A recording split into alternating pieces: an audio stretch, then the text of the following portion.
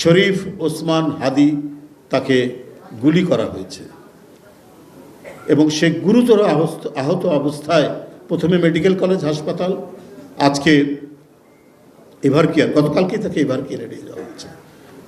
Doctor Yunus সাহেবের অন্তর্বর্তীকালীন সরকার তো নিরপেক্ষ সরকার। এই সময় এত সন্ত্রাসীদের উত্থান কেন ঘটবে? আজকে পাড়ায় পাড়ায় মহল্লায় মহল্লায় এত সন্ত্রাসীরা পরিব্যাপ্ত হয়েছে, এটা কিসের জন্য?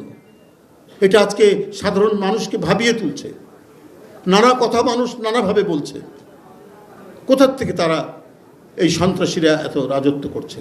এখন তো আরো শান্তিপূর্ণ সময়ের মধ্যে সাধারণ মানুষ বসবাস করার কথা।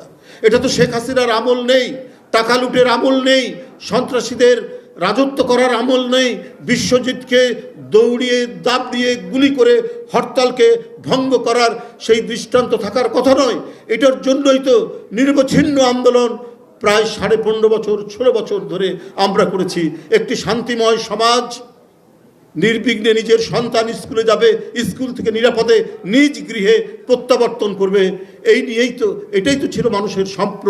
এটাই তো ছিল যারা গণতান্ত্রিক সংগ্রামে এত দুঃখ কষ্ট নিপীড়ন নির্যাতন ভোগ করে মাসের পর মাস বছরের পর বছর কারাগারের মধ্যে বন্দী থেকে, এবং আমাদের এই গণতান্ত্রিক আন্দোলনের মূর্ত প্রতীক যিনি বারবার হারানো গণতন্ত্রকে মৃত্যুকূপ থেকে বের করে নিয়ে এসে যিনি প্রতিষ্ঠিত করেছেন, তাকে পর্যন্ত একটি ভাঙা ভগ্নস্তূপ কারাগারের মধ্যে বন্দী করে রেখে তাকে নির্যাতন করা হয়েছে দেশনেত্রী বেগম খালেদা জিয়াকে।